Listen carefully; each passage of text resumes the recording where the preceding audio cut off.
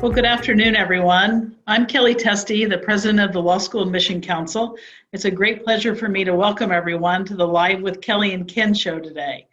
We really appreciate you tuning in today. I know there's so much going on for everyone out there as our country and our world grapples with this coronavirus crisis. And above all, we want to send a message today to let you know that we care so much about how you're faring and hope everyone's staying as safe as possible during this time. We thought a lot about this show today, and we thought we would carry on so that we'd have a place for dialogue. Many of the issues that we're speaking about today are ones top on the mind of candidates. And so my co-host Ken Randall from iLaw and I thought it would be good to have an opportunity to share some thoughts about rankings, but also to have the opportunity to talk together and to let the candidates hear directly from some wonderful deans, not only about their perspective on the rankings, but on related matters of navigating during this time. So I want to say that about our topic, we last year did a show called March Madness about the rankings. We thought to do that this year. Who knew then that there wouldn't really even be a March Madness, and it would be of a whole different nature than what we usually think of. But as many of you know, the rankings of law schools did come out last week, and of course many are still looking at that as they continue to make their enrollment journey. And I think speaking for all of us today, we really want the candidates to know that our world now needs you more than ever to pursue legal education. And so we're hopeful we can be helpful to you today as you're navigating those decisions that you're making at this time. So I want to give a very warm welcome to my four dean colleagues who are here. Ken and I are delighted you could join us today, and I want to let our audience know who's here. First of all, we have Dean Elisabeth Kronk Warner joining us from Utah, and just thrilled to have you here. Welcome. Thank you. We also are very pleased to have Dean Michael Berry from South Texas College of Law in Houston. Michael, thanks for being with us today. Glad to be, Kellye. Good afternoon, everybody. Of course. And Dean Paul Caron joining us from Pepperdine out in Malibu, as we can see from his beautiful background there. Paul, great to have you with us today. Hey, Kellye, thanks so much. I'm thrilled to be here. Good. And I'm also really happy to welcome from LSAC's own neighborhood in Philadelphia, Dean Dan Filler from Drexel. Dan, thanks for being with us today. Thank you, Kellye, and hello to all of you out there participating today. Well, Deans, I know how busy things are as many of your schools are moving to online education right now and just dealing with the myriad issues of taking good care of your current students. And of course, while doing that, thinking about the students that are coming in next year. So I want to turn this over to Ken, who's going to talk a little bit more about our topic today, and then he has a series of questions for the deans. And to the audience, I want to let you know that we're monitoring your questions, and there will be a time about 20 minutes to go in the hour when I'll then pose some questions that have come in from the audience. So I want you to feel free to write in the questions you have. And if we don't get to them on the program today, I want to make sure you know that at LSAC, we will answer each of your questions. So if there's anything we can help you with about your enrollment journey, you let us know. We'll be there for you. So Ken, it's always a pleasure to be with you. Let me turn it to you. Thank you, Kellye, and wonderful to be with you. And Deans, we appreciate your time. And let me just send best wishes to everybody who is watching today, whether live or later in archive version. I think we have about 2,000 people who are tuning in. And above all, we wish you the best and much safety in health to you and yours. Deans, we're going to talk about rankings today, and we all know that they have a significant impact on the way that law students will view a law school. Sometimes they can be the bane of an existence of a dean because we like to criticize them, and yet we do know that they're important. And I think this dialogue and transparency about the rankings is really important. So I want to start with sort of a universal question. US News ranks not just colleges, but it also ranks universities and other schools. And for universities, it ranks the colleges in 5 different categories, the 5 Carnegie classifications. However, for law schools, all approximately 200 law schools get ranked together. And Dan Filler, I want to start with you and ask you, is there a way, a logical and fair way to or would there be a fair way to put law schools in different categories rather than all together? Well, that's an interesting question, Ken, because there are different ways that people are going to look at law school. So, for example, there's no question that there's kind of a bucket of schools that typically pop at the top of the rankings that have a little different profile than the rest. And that profile is commonly defined both as sorts of schools that have extensive university relationships, so the possibility of significant interdisciplinary work. And in addition, they're typically tied to universities that are among the most elite. And so you could imagine putting them in a basket, and in the popular dialogue, they are often referred to as sort of the T14, T20-ish. But once you get beyond that, the reality is that law schools kind of live within their own world. There are opportunities for interdisciplinary work at some schools, stronger than others. There are strengths at some schools rather than others. And I'm at Drexel University, which is a big research university. That affords some opportunities. On the other hand, I don't think that those distinctions, for example, R1 research institutions versus R2, which you might see at the university level, are as potent among law schools. Really, you want to zoom in on the law school itself, the faculty and the opportunities that you can get there. That's my view, at least. Good, thank you, Dan. Elisabeth, any ideas on how, if we could do a different job, a better job in classifying law schools rather than putting all 200 together in one ranking? I mean, I think the answer is ultimately yes, that there could be improvement in how we currently do rankings, both building on what Dean Filler said. My understanding is that there hasn't been movement in the T14 rankings since the rankings started in the 1980s, which suggests that for a wide variety of reasons, those rankings are really baked. And so maybe it makes sense to look outside of the T14 and really be innovative.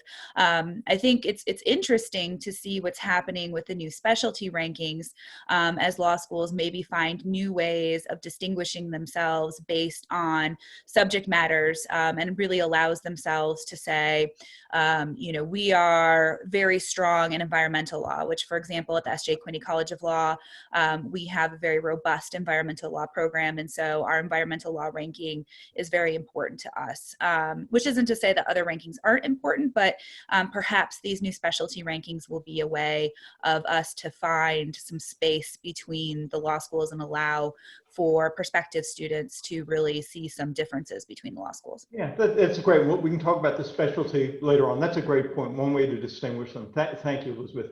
Paul, I want to stick with this question, but maybe change a little bit. And how about if we were to argue that all law schools should indeed be ranked together because it really gives a law school a chance to, quote, move up in the rankings? Is that a legitimate argument for keeping all law schools ranked together?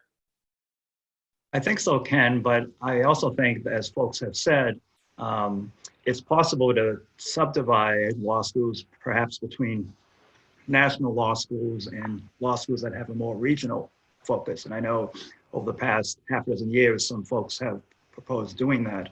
And one of the difficulties with that is, of course, unlike the undergraduates, it's hard to make that distinction. And some folks have argued that perhaps some law schools would opt in or out of the different categories, but I'm not sure, but that's one of the ways to subdivide that. But with the system that we have now, I think it encourages all of us to provide the consumers of our products with more information, and which is where kind of marketing comes in. And I think we've seen a large increase of that in recent years as law schools try to provide more information to our students.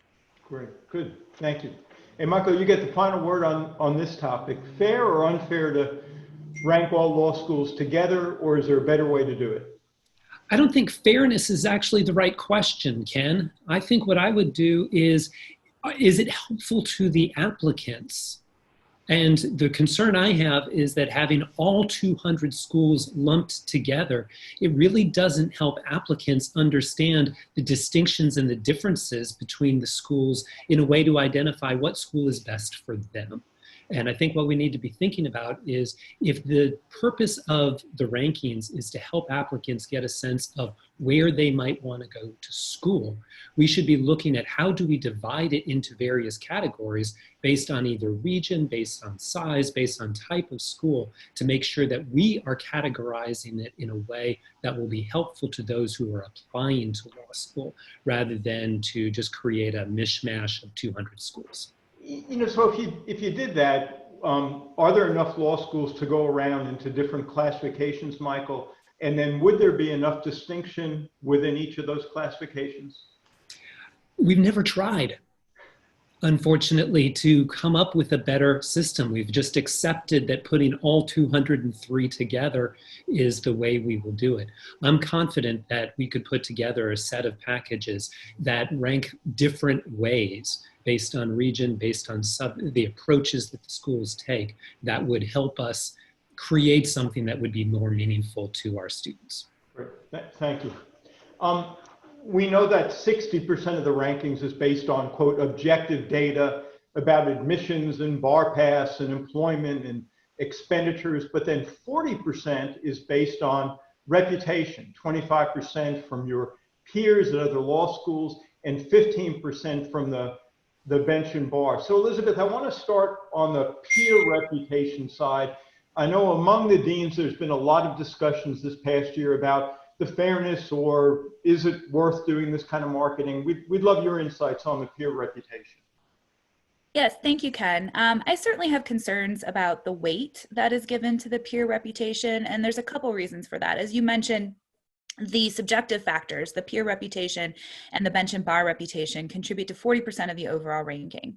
And I don't want to say that there isn't any value in those beliefs, but especially on the peer reputational side, there's a lot of opportunity for gamesmanship in terms of how you're ranking each other, because those surveys go out to deans, associate deans, hiring chairs, and your most recently tenured. So it's a very discrete group of people, and there's certainly opportunity to have some discussion and control over how those people are voting.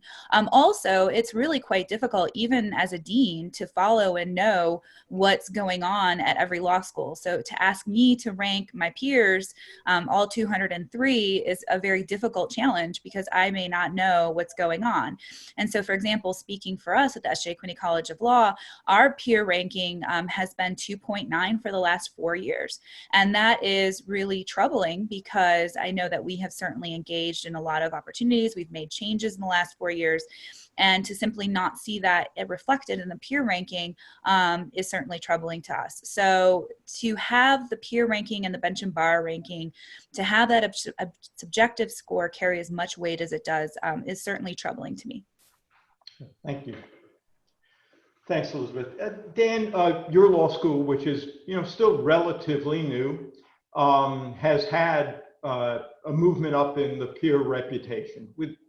So what's your view on the reputation? Is it a good thing if you're in a positive trajectory? You're muted. You're muted, Dan. It's a hard thing if you're new, and my apologies for having muted.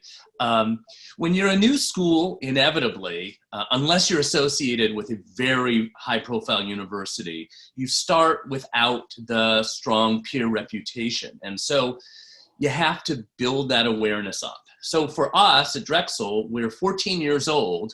And if you look at the people who are US News voters, they are in the main the most senior people in the academy. They're the deans and the associate deans of academics, among others.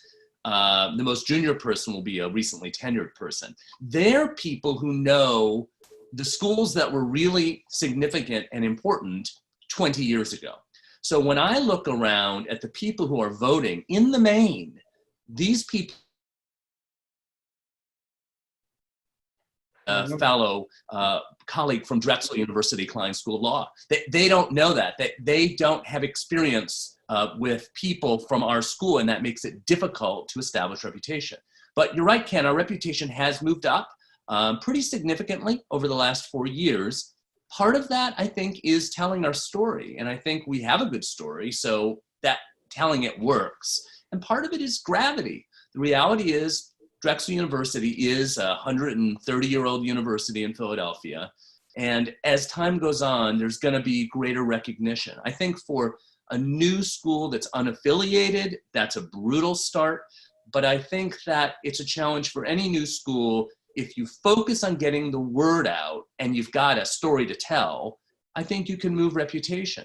But I think that it is also true that schools typically stall at some point, and we can ask whether reputations are simply fixed, that is, nothing else happens, or whether some of the gamesmanship kicks in at a certain point and it becomes harder and harder to advance.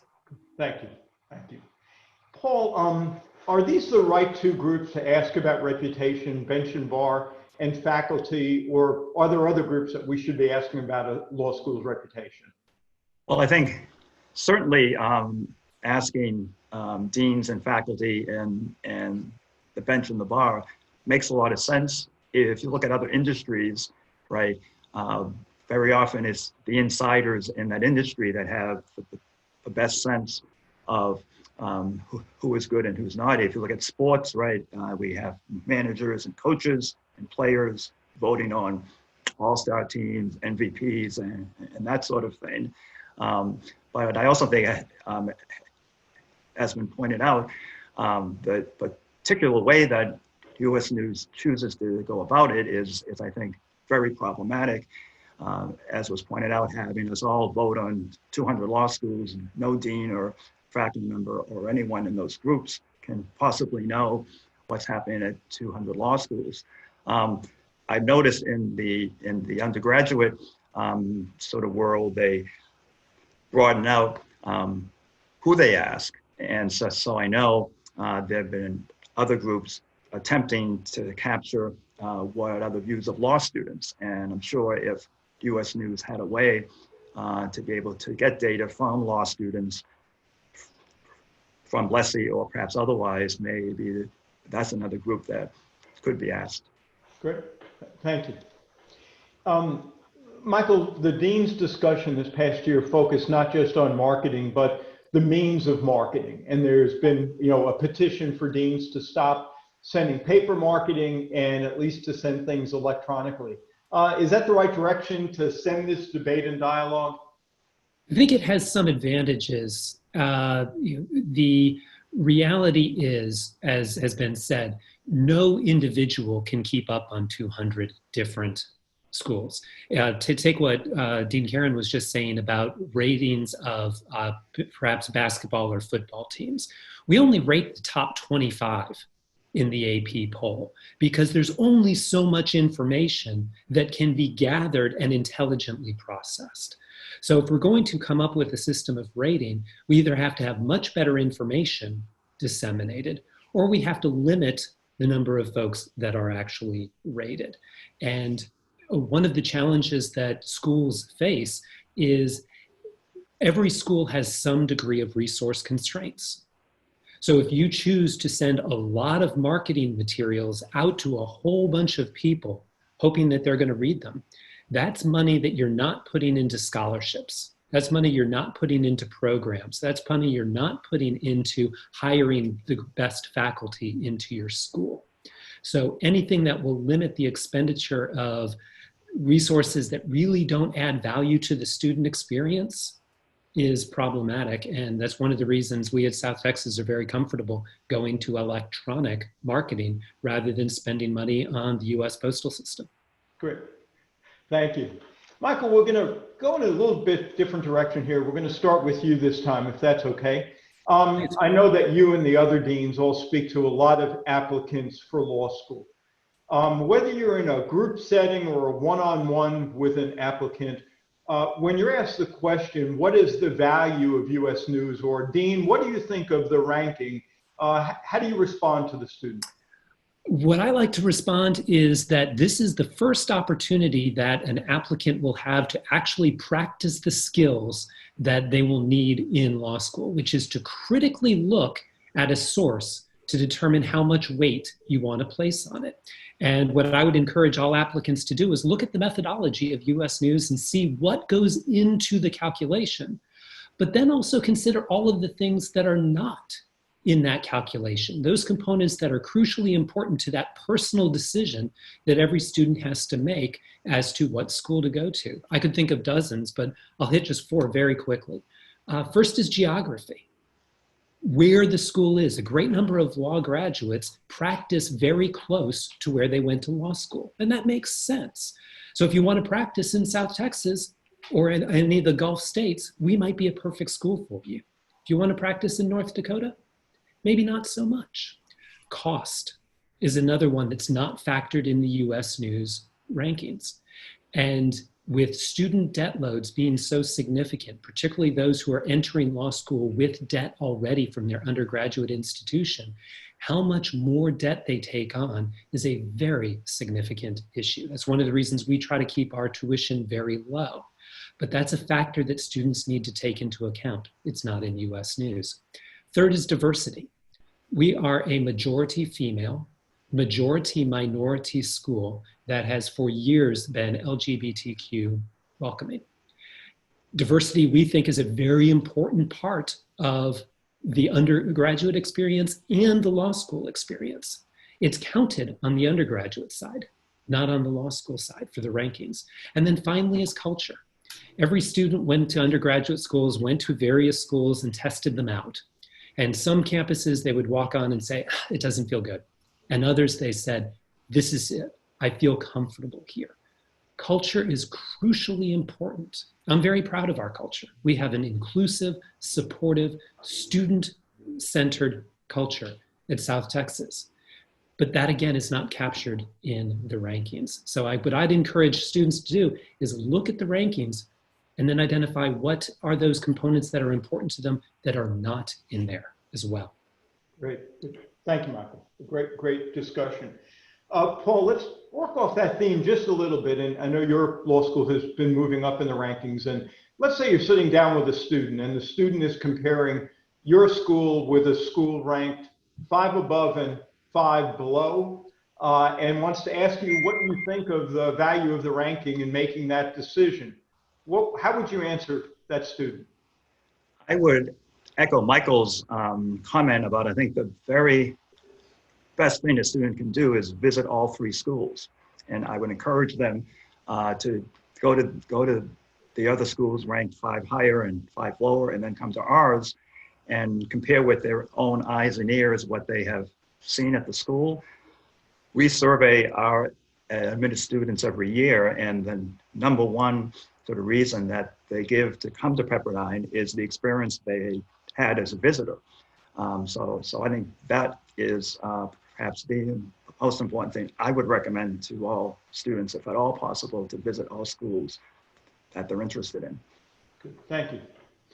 Dan, you mentioned a while ago, you're a 14-year-old school, and why you've moved up in the rankings. You didn't start out with an advantage at least 14 years ago. So how would you discuss what a newer school can provide to students, even though the ranking is moving up, but not yet where you might want it to be? Well, I mean, and this in a way goes along with the comments that we've heard from Paul and Michael, because culture really matters. The fit matters immensely. And one of the things that makes the Drexel Klein School different, and it's something that resonates with parents who remember an ad campaign from my childhood, which was Avis and Hertz were the 2 rent-a-car companies, and Avis was the second best. And their ad campaign is, we're number 2 and we try harder. Right. At Drexel and at the Klein School of Law, because we're young, we really can leave nothing out. And so we have worked so very hard in these places that really are consequential, like career strategies. Our career results have been way beyond our US News ranking year after year. And one of the reasons is simply that we staff the office more heavily and we hire really top quality professionals. That's a piece of it. Another piece for a young school is that we don't have all the alums in law firms, but we have a smaller pool of alumni who are fierce, really fierce about looking out for new graduates of Drexel. So when you look at a new school, the kinds of things that matter are the passion of the supporters, the people on the team, the people who are out there working, and internally a sense whether or not, you're supported, and that's been a priority for us. What I say to students, and it's not just true of Drexel, I think it's true everywhere. Once you get beyond about the top 20 law schools, the results at the job point aren't so different. Not a huge percentage of the class goes to a big firm. Usually it's somewhere between 5 and 20% at most. And what I say is, if you're happy at the law school you're attending, your grades are going to be better. And if you're getting a 0.1 or 0.2 higher GPA because you fit in, because you get support, you like your classmates, that difference extinguishes any ranking differential. Go to the place where you can be your best and you will excel. If you excel, you'll have the best results. That, I think, is a good guidance. Thanks, Dan.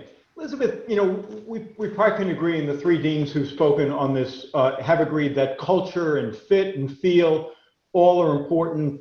May not be possible for every student to visit every school, and obviously that it's a particular challenge right now. But culture and fit are hard to measure, right? I mean, one of the things U.S. News does is it tries to look at metrics that it really can measure. So is there a way to measure fit or culture and put it into the ranking other than have students visit the school? Right. And so I think there is, to a certain degree.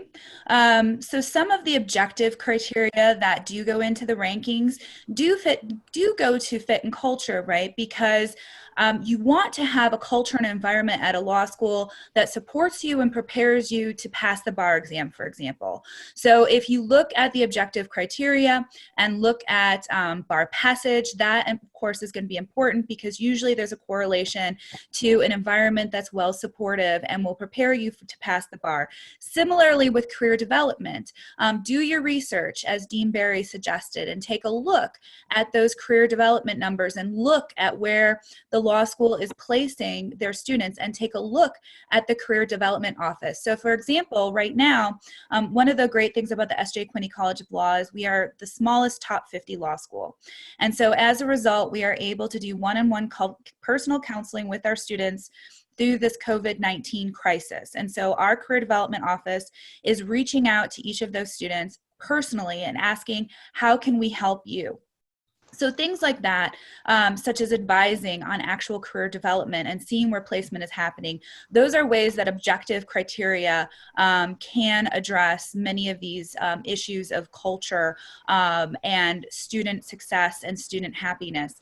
But of course, this is not objective criteria, but reaching out to schools and asking if you can talk to a SBA, a Student Bar Association president, or a Student Bar Association representative, or many offices such as our admissions office have student representatives that are willing to talk to students. So especially in this day and age, I see a lot of questions coming through saying, culture is important, but how do I engage in culture because I can't go to the school right now? Having those types of one-on-one conversations, reaching out to whether it's the career development office, the dean's office, I know I would be happy to talk to anybody individually, or the admissions office, and having those conversations and asking to talk to students will really help you get a sense of the culture, and also asking, what is the school doing in the middle of this crisis to help their students? I think that'll give you a really good idea of what the culture of the school is. So I recognize in the questions that these are challenging times, but I still think that there are ways that you can get to those answers. Great, thank you. Great advice, Elisabeth. Elisabeth, I want to stick with you. And in your opening comments, you talked about the specialty rankings. And for students who don't know about this, U.S. News not only ranks law schools generally, but ranks now an increasing number of specializations: intellectual property, environmental law, which you mentioned, now contract law and business associations. I want to ask you how much you think law students should pay attention to those. We know, probably most of us on the panel today could say we went to law school thinking we would do one thing and we didn't necessarily go in that direction. So how important is it to look at those specialty rankings? Yeah, I'm certainly one of those students. I started law school thinking I was going to do one type of law and ended up in a different area. So I can certainly relate to that, and say go into law school with an open mind, because you never know. I always felt like a kid in a candy store when I was at law school. There were so many great choices.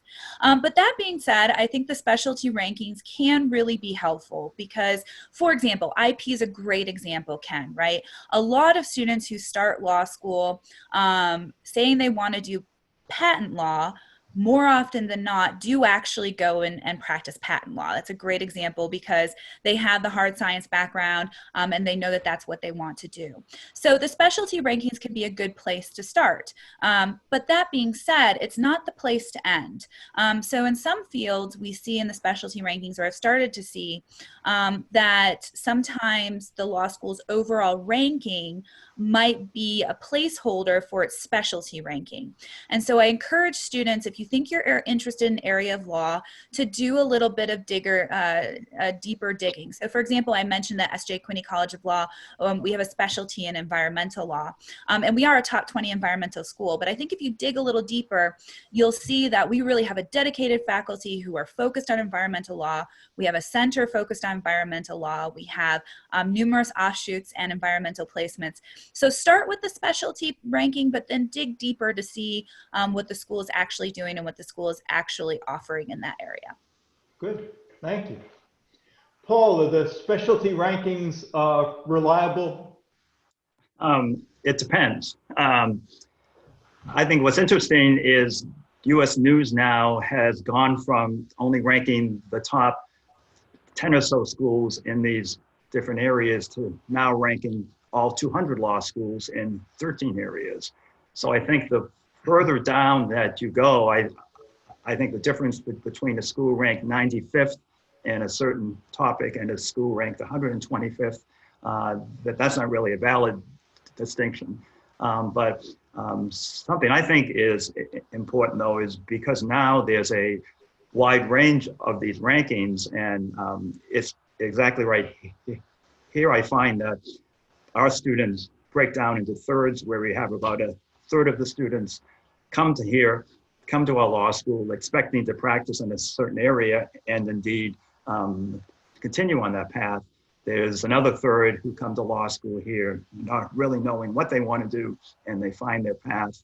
And then the other third is like I was in law school. I went to law school thinking I would do a certain practice area, and I shifted. So I think it's important to not only look at individual specialty rankings, but a whole kind of range of them. And you can see how different law schools sort of rank across the whole 13 specialties. And if you can find a school that is strong in several, many of which you feel you might be interested, I think that perhaps might be helpful. Thank you. Thank you. That's helpful. Michael, is there a way other than the specialty rankings really to demonstrate to law students a particular excellence in an area?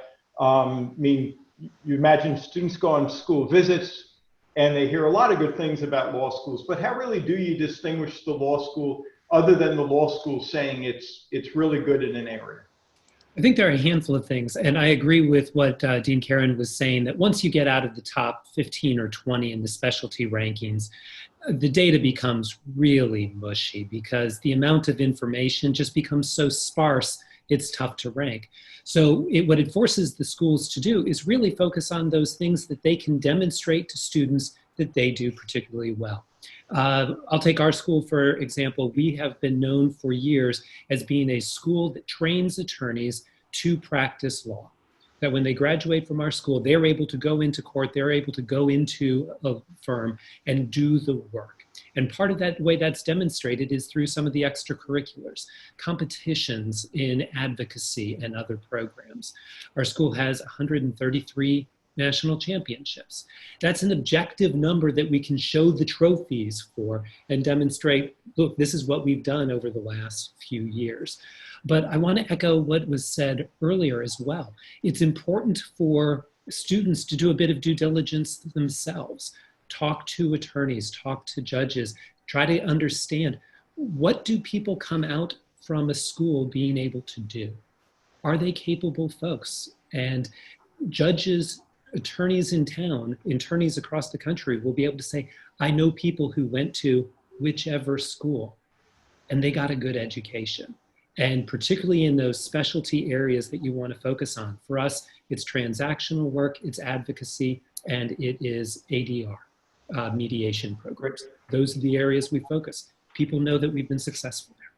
Thank you. Thank you. Dan, I'm going to end with you on this question, maybe taking a slightly different direction. We know that deans get calls and emails from family members and friends who are talking about law school, and they're not necessarily in your area. They may be, say, on the West Coast, so it's really not about recruiting them to Drexel. But let's say they ask you, I got into 2 law schools. One is ranked, say, 20 spots better than the other one, but the other one is in the top 5 in the subject area that I think I want to go into. How would you help that student navigate through that choice? I love you're trying to get to maybe a little different perspective, and I'm willing to offer it, even though it's really against interest. So the good news at Drexel is, from our point of view, is we've got a few top-ranked programs in trial advocacy, legal writing, health law, clinics. There's the boasting part. Here's the critical part. I think mostly specialty rankings don't add up to a whole lot. Here's why. The reality is, for your West Coast prospective student, that she's going to look and say, is this school, first of all, are they in it at Stanford or at Berkeley? That's one story. But if they're not in sort of that T14, the next question is, how are they going to prepare themselves for a career, and how are they going to network into the jobs they want? If they know they want to do, for instance, we have strong health law. If they know they want to do health law, what that ranking tells you is probably they have several professors who teach in the area. But you don't need to have a high ranking in the school in order to establish yourself as a credible candidate on the market when you're looking for a job. So I'll give you an example from our law school. We have no specialty in labor law or in employment law. We're not ranked that way at all. But when people say, does that mean I shouldn't go to Drexel? I say not at all, because if you look at our curriculum, we have employment law, we have labor law, we have executive compensation, we have an array of courses in the area.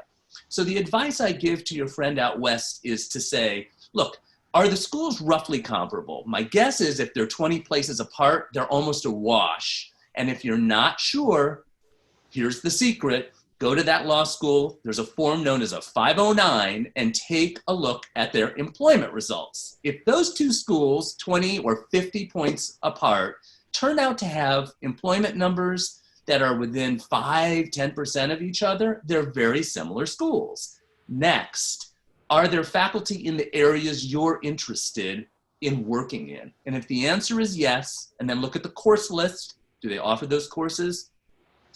I promise you, if you fit in there and you feel comfortable with the career office and the people you spoke to say there's good support, the answer to the question will be the ranking and specialty is not likely to be a determinative factor.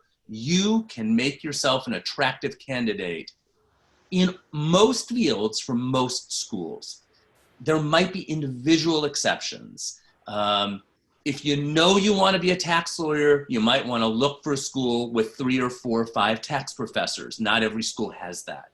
But if you think you want to go do most of the practice areas people go to do, traditional litigation or transactional work, which is what most people end up doing, I'm guessing if you look at the faculty, the people are there to teach the courses, support you, and get you on your way if the institution as a whole is behind you. Right. Appreciate your candor on that. And I know you mentioned the 509 disclosure. That can be found on every law school's website. It's really consumer information, which, as Dan said, is just so important. Kellye, I know we've been getting a lot of questions, and I thought I'd ask you to articulate some of those for us. You're on mute. I guess the first step is to be heard then, right? Good. I want to first of all say that a lot of the people writing in questions are also just thanking the deans for their helpful comments. So again, let me let you know how much it's appreciated that you're here, and our candidates really appreciate your wisdom and your insights on these topics. I want to note that there's a lot of questions coming in that are really employment focused. So they're asking about, well, how do employers think about these darn rankings? And should I factor that in? And does it matter if I want to go to big law versus go to a government or work in public interest? So let me start there and ask the deans to comment on the employment piece of this and how candidates should be thinking about their choice, because they are going for all of our brilliance, but they also want a job at the end of this, right? So let me start, Elisabeth, with you, and we'll ask each of you to comment on this employment question that candidates are asking. Sure. Thank you, Kellye. And I think this is an area where students do need to do some due diligence. As Dean Filler mentioned, the 509 is a great place to start to see what the employment numbers are and where employment is helping or happening. But dig a little deeper, because the truth is that where you graduate from does matter. So for example, when I was in private practice at a large law firm in Washington, D.C., and again, this was eons ago, back in the Stone Age, but this was a while ago. My firm would not interview outside of the T14 unless you were in the top 3 of your law school. So quite honestly, for some law firms, it does matter.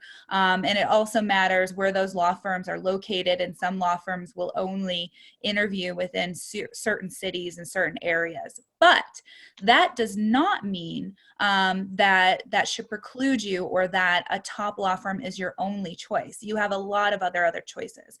So first off, let's say a top law firm is your top goal and you're not at a T14 school. This is where your faculty relationships are going to be really important. So take a look at those faculty, look at where they came from, look at who they have contacts with, talk to career services. These are all people who can get you in the door if you don't automatically have the opportunity to interview. But more often, you also need to be asking questions like, does the School of Law provide any sort of traveling on-campus interviews? So for example, at Utah, we have on-campus or traveling OCIs, so traveling campus interviews, where we recognize that firms from, say, Los Angeles may not be coming as much as we would like to Salt Lake City. They have yet to find out how fabulous Salt Lake City is. So we bring our students to them. Similarly, we send our students to the Equal Justice Works conference that happens in Washington, D.C. And so those are important questions too. Does the law school focus on nonprofit and non-governmental opportunities? Because that's what the Equal Justice opportunity in DC is. And furthermore, are law schools offering any type of loan forgiveness? So again, at Utah, we've been working at developing our public loan forgiveness program so that we can support individuals who want to do public service or nonprofit work, recognizing that, as you've probably heard, there's been a lot of concerns with the federal loan repayment. So I think those are the types of questions that you need to ask. But the reality is, at least in my experience, some firms don't interview at other law schools, at all law schools. And so you need to be reaching out to those career development offices and find out who interviews there. And if people aren't coming to the law school, what is the law school doing to get law students to the employer? Thank you so much. Paul? Yeah, I'd agree with all of that and sort of echo that. I think different employers have different cutoffs for the kinds of students they will interview. And so I think that is where a school's ranking helps, whether it's the top 14, top 50, those are factors because some firms will only interview at certain schools. The other thing I would emphasize, what Ken has mentioned earlier, employment data is where US News syncs up very well with the ABA 509 forms. And so now prospective students can really take a look at how good are law schools in placing their students in these different kinds of jobs. And I think that's an important sort of factor. And then I would also look into specific programs that schools have to help students launch into their careers. And at Pepperdine, over the past 2 years, it came to our attention that we've had a growing number of first generation students at our law school. And it was a barrier for some of them because they didn't even have a suit to be able to interview to the end. So we have a fund now that we provide funds for students in need to be able to buy a suit so that they're able to do the job interviews. So I would look at various ways that schools help students that are maybe first gen or otherwise that you need an extra lift into the job market. Good, good. Thank you so much. Mike? Look a little bit longer, I would suggest as well. I graduated from Yale, and I will absolutely say that in my first couple of positions, the clerkships, that opened doors. But I came to the academic world from the business world, and I hired attorneys for years based on what they had done with their degree, not where they got their degree. And if you look at the Texas Supreme Court right now, there are 9 members on the Texas Supreme Court. Only 2 schools in the state of Texas have 2 members on the Texas Supreme Court, the University of Texas and South Texas College of Law. Over time, what matters is the work that you put in to your career.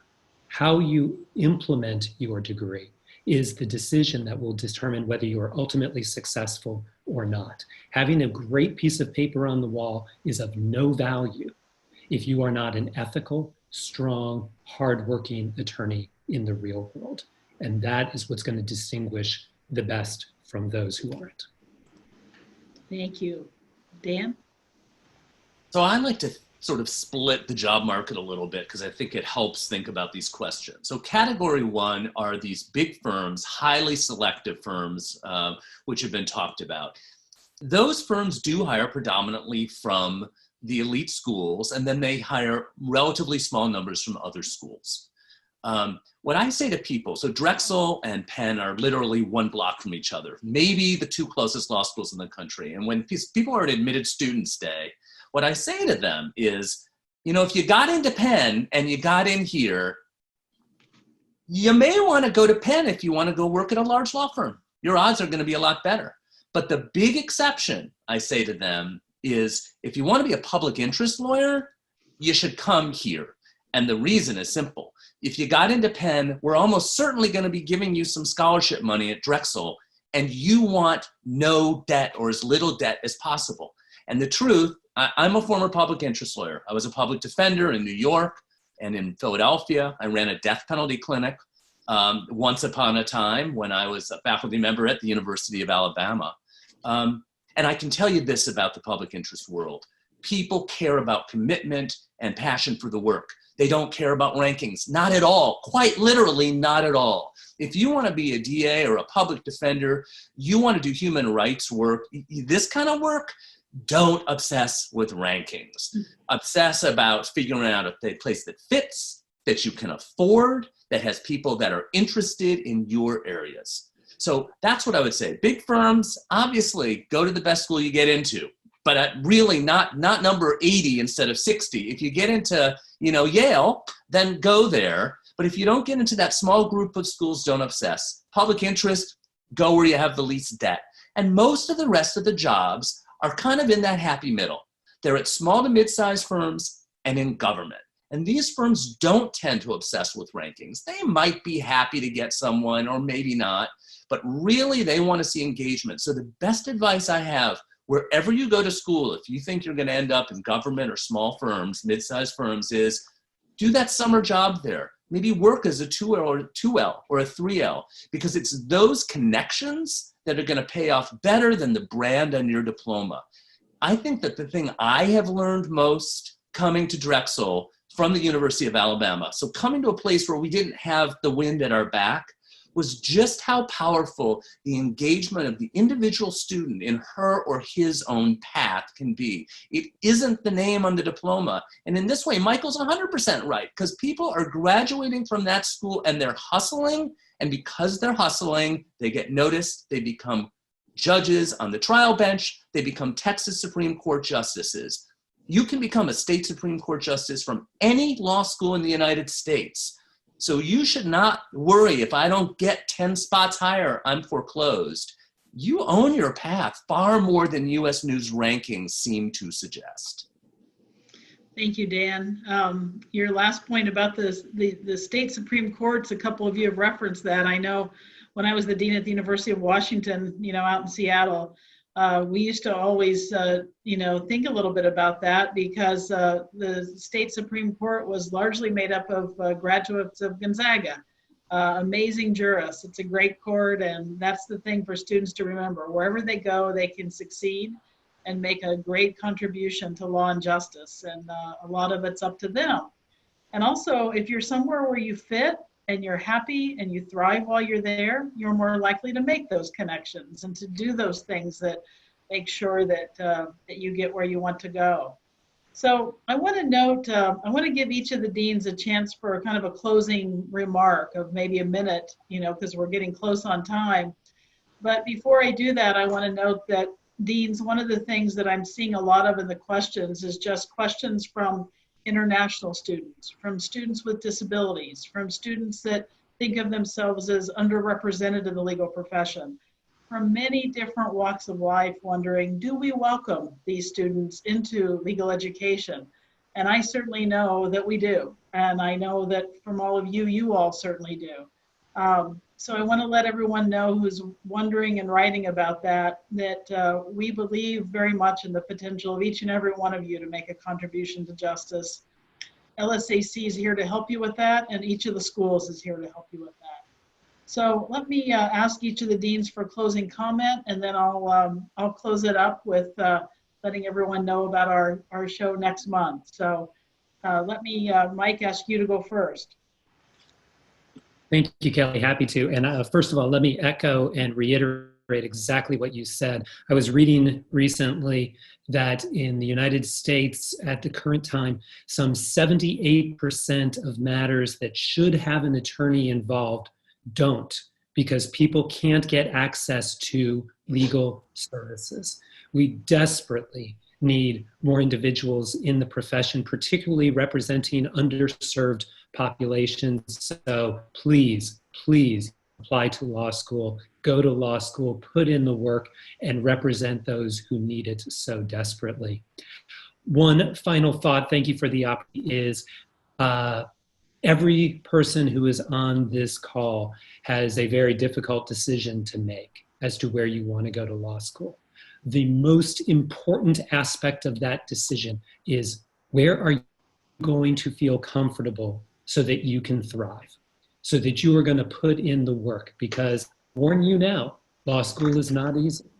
It takes a whole lot of effort, and it takes commitment, it takes passion, and you want to be someplace where you feel appreciated, where you feel welcome, and where you feel like you can participate actively and just give it your all. US News is a one-size-fits-all approach that doesn't know you individually. It doesn't know your passions, your interests, your needs. Please go beyond the ratings and focus on those components that you know will make you successful in law school. That's the way you're going to make the perfect choice for you. And I hope we're one of the schools, and if not, I wish you the absolute best in your careers. Thank you, Mike. Thank you. Paul? I guess I would give the same advice that I gave to my daughter, who's now 27, and my son, who's now 29, when they were deciding which college to go to, and then after that, graduate school. I told them to try to pick a school in addition to how well you've fit in there and what feels right. But I also asked them to consider the trajectory of the school, that that degree that you get from that school is going to last a lifetime. And so I sort of asked them to think about where the school is, where it's been, and then also where it's headed, and make your decision accordingly. Thank you so much. Dan? I do want to say this about the profession. The legal profession really sadly has been too slow to diversify. And it's not just issues around, for example, race, which is an issue now, around disability, a huge issue, but I think even back to gender. And there was a cliff at some point, and it was during the Vietnam era when law schools started admitting more women.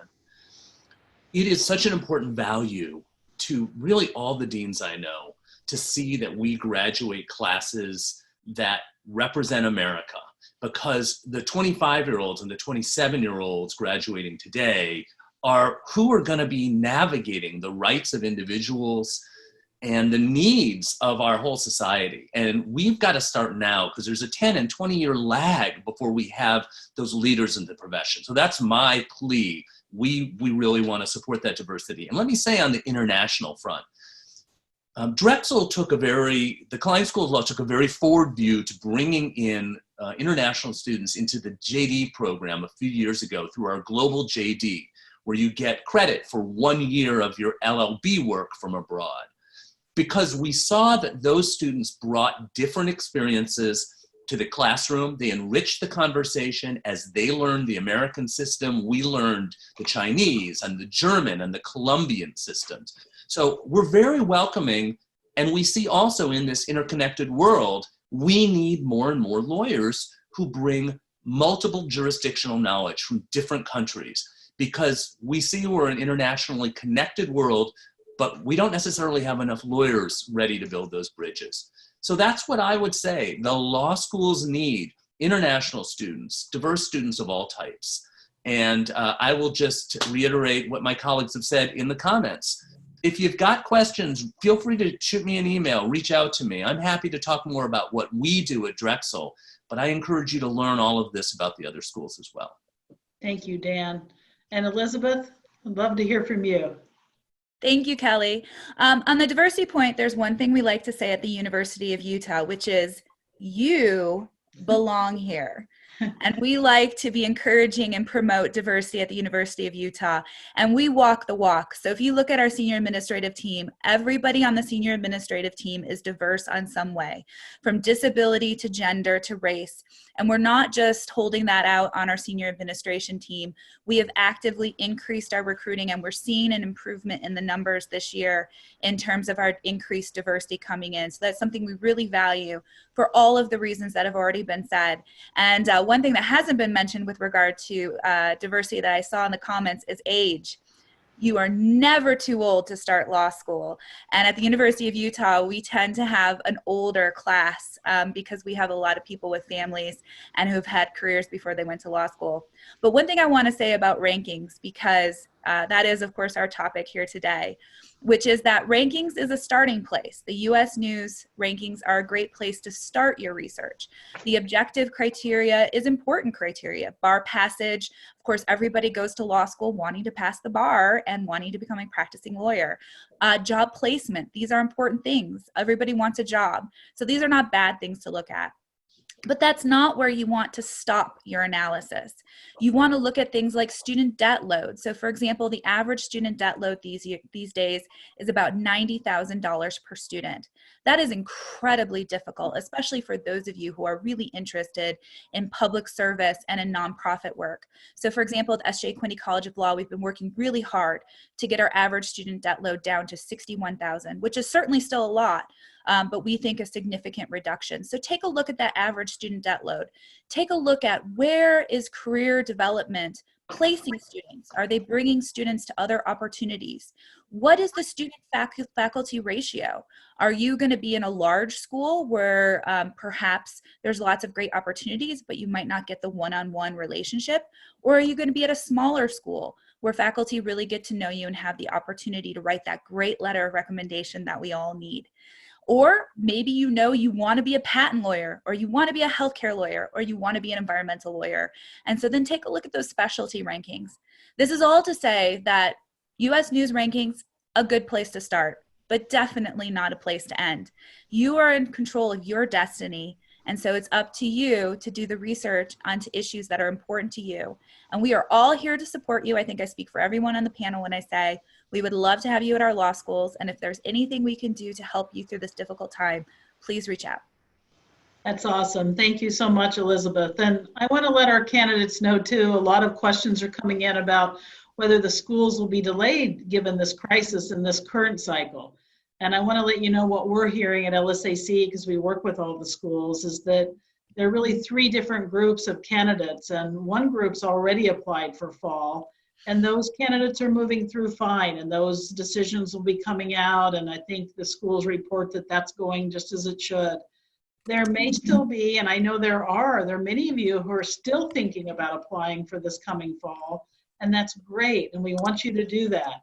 As you know, we've had to not administer the LSAT in person in March, but we'll be rolling out opportunities for you to be able to do that and keep your learning journey going.